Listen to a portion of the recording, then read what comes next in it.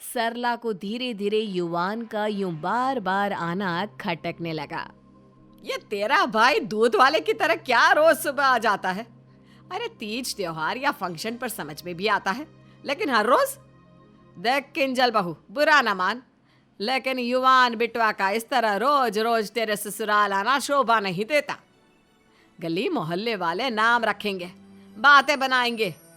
बात भले ही मैं जलेबी की तरह गोल गोल घुमाकर बोल रही हूँ, पर अब तू समझ जा कि मैं क्या कहना चाह रही हूँ। जी माँ जी, मैं आपकी बात समझ गई। आप फिक्र मत कीजिए, मैं उसे यहाँ रोज आने से मना कर देती हूँ। गायत्री सरला और किंजल की ये सारी बातचीत सुन लेती है और किंजल युवान को रोज उसके ससुराल आने से मना कर देती है। ऐसे ही दिन बीतते जाते हैं।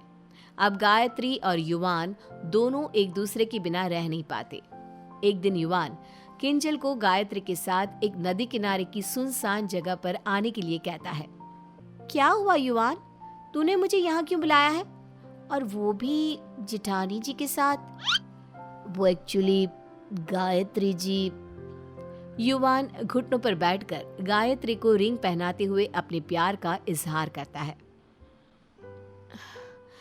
गायत्री जी, मैं आपसे बहुत प्यार करता हूँ और आपके सफेद जीवन में रंगों को घोलना चाहता हूँ। क्या आप मुझे अपने पति और पीहू के पापा के रूप में स्वीकार कर पाओगी? क्या आप मुझसे शादी करोगी? हाँ युवान जी, मैं आपसे शादी करने के लिए तैयार हूँ। गायत्री और युवान के प्यार को देखकर किंजल आश्चर्यचकित हो जाती है, लेकिन वो उन दोनों के लिए बेहद खुश भी होती है। सॉरी दीदी, लेकिन आपको कोई ऐतराज? अरे पागल पागल हो गया है क्या? मुझे किस बात का ऐतराज?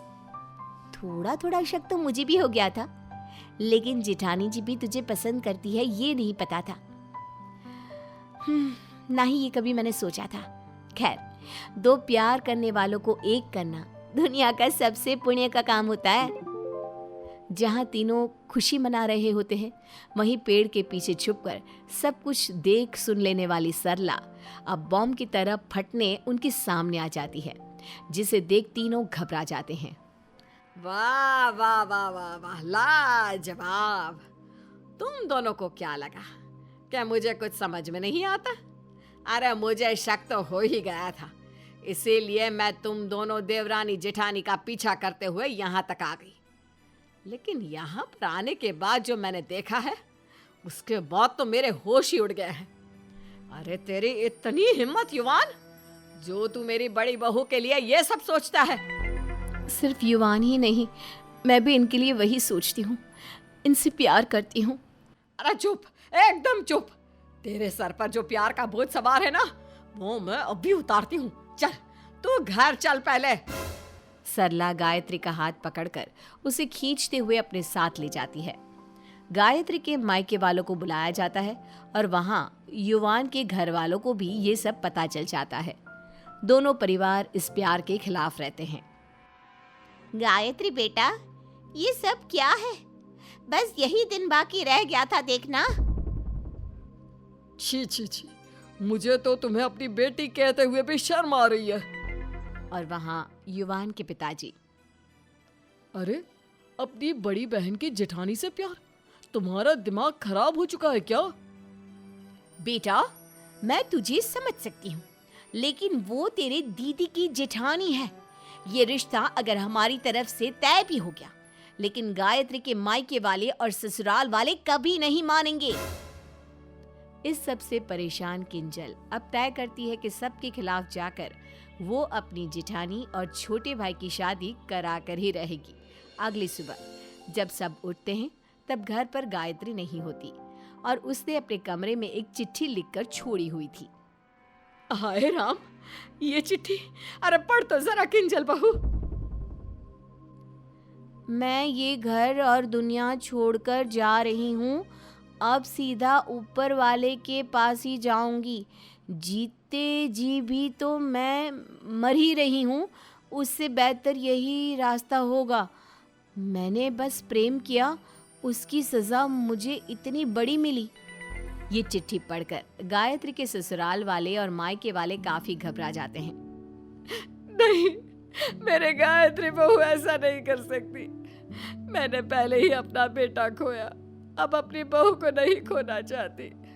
अरे मेरे शैलेश ने उससे कितना प्यार किया, उसने इस घर के लिए कितना कुछ किया है।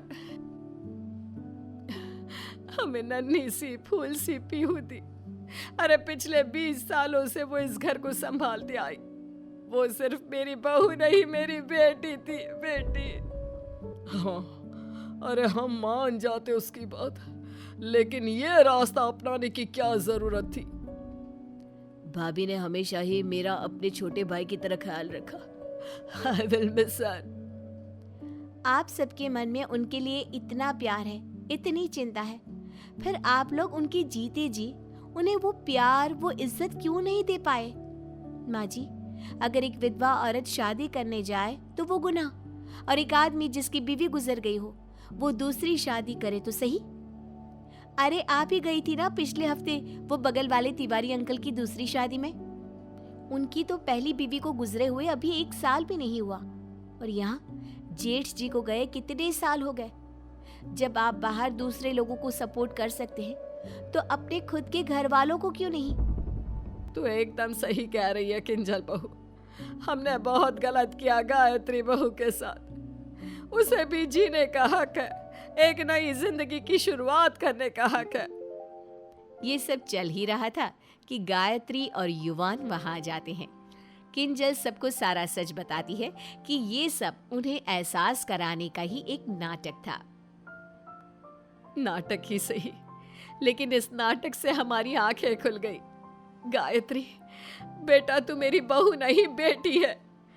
तुम दोनों की शादी होगी और मैं ही धूमधाम से कराऊंगी, और इनकी शादी की पूरी जिम्मेदारी मेरी। इस तरह किंजल अपनी जेठानी की शादी कराती है, और फिर गायत्री, युवान और पीहू तीनों एक साथ एक खुशहाल और सुखी जीवन व्यतीत करते हैं।